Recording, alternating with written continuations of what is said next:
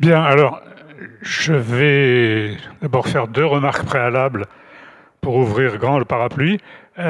Premièrement, dans le cas du Royaume-Uni, ce qui est important, c'est, en ce qui concerne le travail temporaire, c'est le secteur agricole, qui a un recours massif au travail saisonnier. Bon, mais mes petits camarades d'autres pays ayant occupé l'agriculture, on m'a exilé sur les services à la personne, qui sont d'un grand intérêt théorique, mais qui au Royaume-Uni, vous allez le voir, n'occupent qu'une place limitée. L'intérêt, je dirais, c'est qu'il constitue un cas extrême de situation à la frange de ce que l'OIT appelle les formes d'esclavage moderne. Voilà. Donc je précise tout de suite les limites de cette intervention. Le cas intéressant, c'était celui de l'Autriche, parce qu'effectivement, c'est un phénomène important quantitativement, mais aussi très spécifique du point de vue du statut juridique mobilisé pour recourir à la main-d'œuvre temporaire. Je vous renvoie donc à l'article de Kevin dans la revue accessible gratuitement sur le site. Et j'enchaîne quand même sur le Royaume-Uni. Donc les deux questions qui m'ont été posées, c'est la place des services à la personne dans l'histoire migratoire du Royaume-Uni et l'intervention des organisations syndicales sur ce dossier. Alors, dans le premier domaine, je vais être très rapide parce que je dirais que la situation a complètement changé depuis le Brexit. Donc, ça a un intérêt historique de rappeler les étapes antérieures, mais elles n'ont plus grande signification aujourd'hui. Donc, vraiment en style télégraphique, je dirais, jusqu'à la Seconde Guerre mondiale, le Royaume-Uni, comme on l'a vu d'ailleurs pour d'autres pays, est un pays d'émigration nette. Et d'émigration nette essentiellement en direction du Commonwealth et des États-Unis. Après la Seconde Guerre mondiale et jusqu'à l'entrée dans l'Union européenne, le Royaume-Uni devient un pays d'immigration nette, mais toujours avec des flux qui proviennent du Commonwealth, au sens large du Commonwealth tel qu'il existait à la fin de la Seconde Guerre mondiale, c'est-à-dire principalement d'abord des Antilles, ensuite dans un deuxième temps du sous-continent indien, ce qui est maintenant l'Inde, le Pakistan et le Bangladesh, et puis troisième temps de l'Afrique subsaharienne. Bon. Alors, avec l'entrée dans l'Union européenne, enfin ce qui était la communauté économique européenne à l'époque, le panorama change complètement puisqu'il y a la liberté de circulation au sein des pays de l'Union et donc des réserves massives de main-d'œuvre, surtout après l'ouverture vers l'Est, immédiatement disponibles. Et, bon, auquel on peut avoir recours sans aucune contrainte juridique, puisqu'on se situe dans le cadre de la liberté de circulation et donc, en principe, de l'égalité des statuts et des droits. Alors, ce qui explique qu'avec le Brexit, la situation change à nouveau radicalement, puisque les pays de l'Union européenne deviennent des pays étrangers, et donc le Royaume-Uni va mettre en place une législation unique pour l'immigration qui s'applique à la totalité des pays, et je dirais qu'il renforce ce qui avait été la politique plus ou moins explicite, plus ou moins brutale du Royaume-Uni dans les 20 dernières années, c'est-à-dire une immigration, je dirais, aux deux extrêmes de l'éventail des qualifications.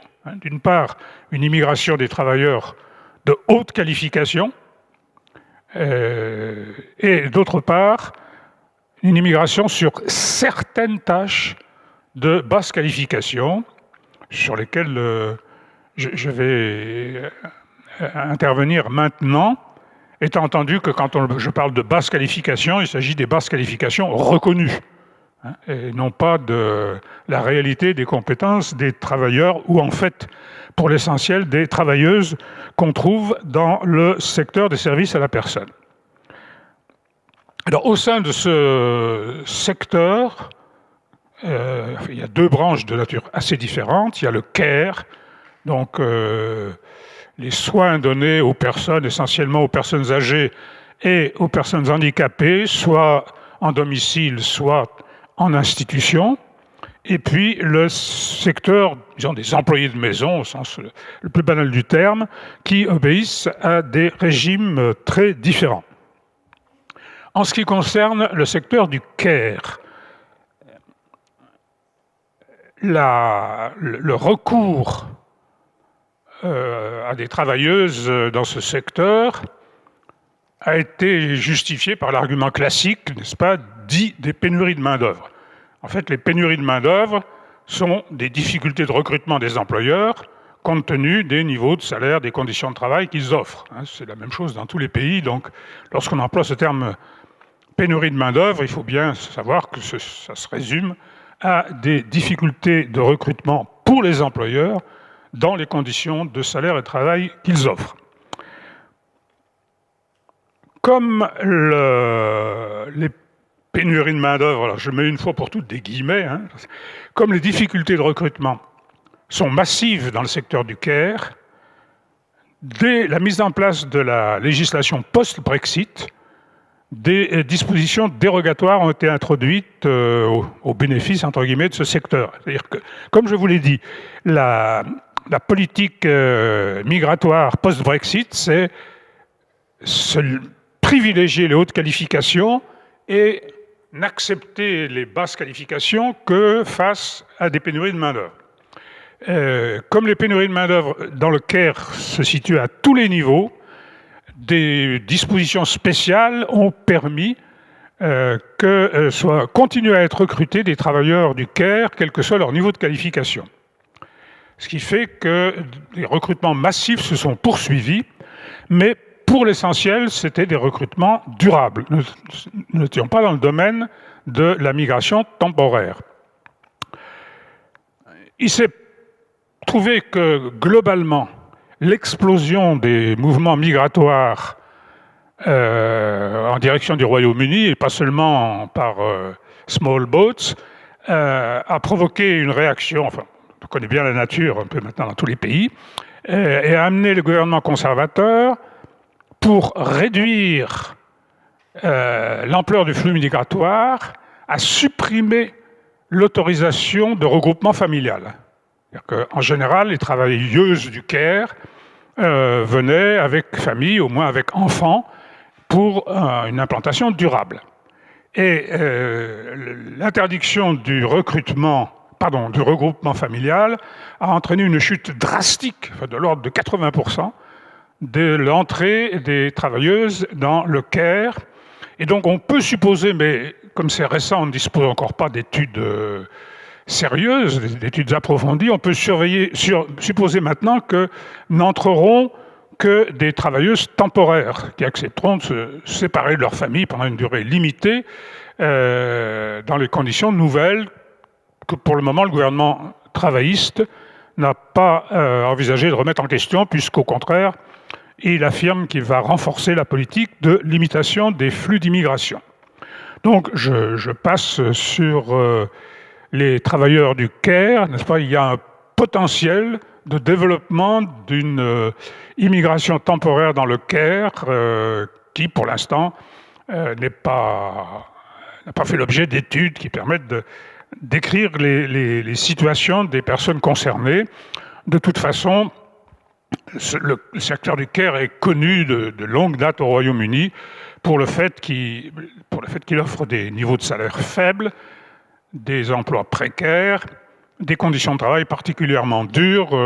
Vous avez peut-être vu un film de Ken Loach consacré à ce sujet. Et à l'heure actuelle, j'ai peu la mémoire des chiffres, ouais, c'est ça, il y a 130 000 emplois vacants dans le secteur du care.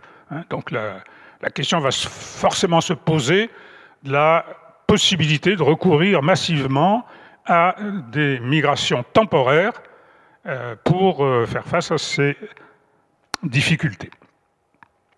Alors passons au problème des employés de maison qui, en principe, compte tenu des nouvelles règles, n'est-ce pas, de contrôle des niveaux de qualification, en gros un système d'immigration par points plus ou moins imités du Canada et de l'Australie, ne peuvent pas entrer au Royaume-Uni désormais. Alors que, bien entendu, du temps de l'Union européenne, on pouvait utiliser massivement ce type de main-d'œuvre. Alors, une dérogation a été introduite, qui est une curiosité juridique.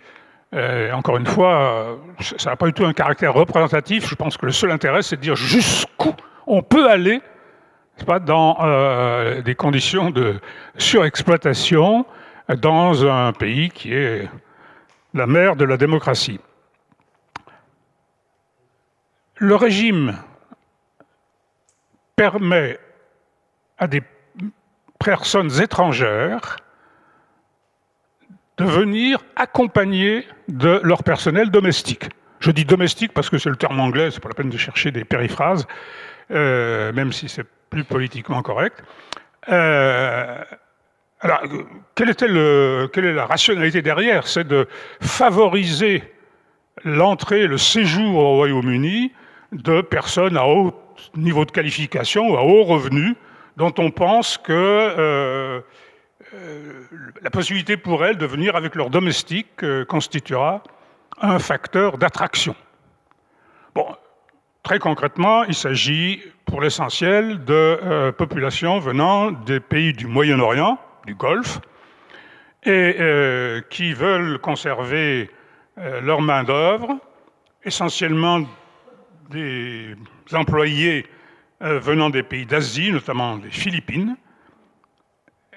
Alors, la possibilité est soumise à la condition que ces personnes aient déjà eu 12 mois d'emploi auprès des personnes qu'elles accompagnent. Donc, il ne s'agit pas d'un recrutement d'opportunité. Donc, il faut qu'elles aient travaillé 12 mois avec cette personne. Donc, vous imaginez des travailleuses philippines qui ont travaillé pendant 12 mois dans les pays du Golfe, leur formatage à l'esclavage est déjà très avancé. Et le Royaume-Uni permet de maintenir ces conditions pour l'agrément des dites personnes. Simplement, le visa est limité à 6 mois. Ce qui fait que ces personnes n'ont aucune possibilité de s'insérer au Royaume-Uni durablement, et qu'en plus, en cas de rupture du contrat, elles sont immédiatement expulsées. Ces personnes, en plus, ne bénéficient d'aucune des prestations sociales ou des aides publiques qui sont offertes aux salariés britanniques, ce qui a conduit d'abord un ensemble de recherches universitaires, puis de rapports publics, à mettre en évidence des conditions d'exploitation en fait, difficilement imaginables, encore une fois, dans un pays comme le Royaume-Uni, avec des niveaux de salaire très faibles, parfois nuls, limités au fait que ces personnes sont logées et nourries, avec des durées de travail illimitées, puisqu'elles sont au domicile des personnes qu'elles servent, avec une absence d'accès aux soins de santé, comme je vous l'ai dit, absence d'accès aux prestations sociales et aux aides publiques, avec des conditions de logement souvent déplorables. Généralement, les passeports sont confisqués par l'employeur et ces personnes ont une interdiction de sortie du domicile, sauf si elles sont accompagnées. Et enfin, elles sont victimes de violences physiques, psychologiques et sexuelles. Ceci n'est pas du domaine de la science-fiction, c'est consigné maintenant dans des rapports officiels qui détaillent tous ces aspects. Alors, je précise bien que l'intérêt de ce phénomène, c'est son caractère exceptionnel. Ce n'est pas du tout représentatif d'une situation générale des travailleuses du secteur des services à la personne au Royaume-Uni. C'est encore une fois le caractère un peu monstrueux de cette possibilité qui mérite d'être mise en évidence pour comprendre comment cela est possible. Le flux reste tout de même très limité. Les statistiques sont imprécises dans ce domaine, mais enfin, on considère que c'est entre 15 000 et 20 000 personnes par an qui entrent avec ce statut. Et encore une fois, avec des employeurs essentiellement du Moyen-Orient et des employés de maison essentiellement provenant des Philippines. Alors, deuxième question posée par l'organisatrice, les conditions de l'action syndicale dans ce domaine, il faut quand même à ce moment-là élargir à l'ensemble du secteur des services à la personne, étant entendu que le cas que j'ai cité est une illustration extrême des difficultés que peut rencontrer l'action syndicale. Bon, il y a d'abord des problèmes d'isolement physique, puisque ces personnes sont au domicile de l'employeur, et que dans le droit britannique, il y a une inviolabilité du domicile qui fait que les services d'inspection ne peuvent pas pénétrer pour vérifier quelles sont les conditions de travail, de logement, d'alimentation, etc. Il y a bien entendu généralement l'ignorance de la langue anglaise, ou une très faible connaissance de la langue anglaise, a fortiori l'ignorance des droits et des voies de recours.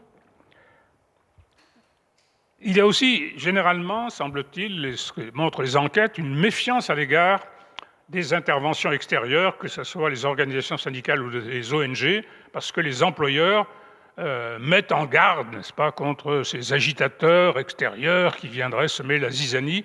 Donc, des personnes qui, encore une fois, viennent de passer au moins 12 mois au Moyen-Orient, vous voyez, sont assez peu préparées à se mobiliser pour des luttes syndicales. Et enfin, la crainte que toute manifestation de mécontentement entraîne la rupture du contrat et donc leur expulsion du Royaume britannique. Bien entendu, les taux de syndicalisation sont nuls dans ce dernier secteur. Elles sont pas nulles, mais elles sont faibles dans le secteur du care, où on trouve quelques syndicats généraux comme Unison, Unite, parfois GMB, mais qui sont des grands syndicats généraux dans lesquels cette catégorie représente très très peu de choses. Donc il n'y a pas d'organisation qui prenne en charge vraiment ce type de problème. Bon, l'observation générale que l'on peut faire, c'est que en l'absence d'une possibilité de mobilisation directe, les organisations syndicales et les ONG, les deux souvent d'ailleurs en coopération, vont diversifier des formes d'action indirectes. Alors d'abord, une action pour le changement du régime juridique. Il s'agit par exemple de porter à 12 mois la durée des mandats en permettant le changement d'employeur. Tout un travail d'information auprès de ces personnes, dans la mesure où c'est possible, dans la mesure où c'est possible, ce qui est très difficile, tout un travail d'information sur les droits, sur les possibilités de recours, et éventuellement d'appui dans les démarches de recours. Tout un travail de dénonciation auprès de l'opinion publique, en espérant que cela contribue à exercer une pression sur les pouvoirs publics. Pour le cas particulier des domestiques à domicile, une ONG spéciale s'est créée, qui a un nom curieux, Kalayan, qui évoque leur pays d'origine, les Philippines, et qui va jusqu'à offrir l'accueil et l'hébergement, la couverture, si vous voulez, des personnes qui se sont enfuies de chez leur employeur, qui de ce fait sont en situation juridique et menacées d'expulsion. Bon. Mais on mesure bien les limites de ces possibilités d'action. Il n'y a aucun doute sur les positions de principe des syndicats dans ces domaines, mais comme vous voyez, il y a des obstacles massifs à leur possibilité d'intervention, sauf indirecte. Donc il y a eu quelques acquis grâce à des modifications de la législation, quelques acquis par des campagnes d'opinion publique qui ont porté notamment sur des cas particulièrement scandaleux, et l'aide concrète apportée à celles de ces personnes qui parviennent à exprimer des revendications, avec le fait aussi qu'avec un mandat de 6 mois, n'est-ce pas, même si la revendication est légitime, les sanctions éventuelles interviendront bien après leur départ du Royaume-Uni, donc pour elles auront au mieux une satisfaction symbolique, à supposer qu'elles en aient connaissance. Voilà.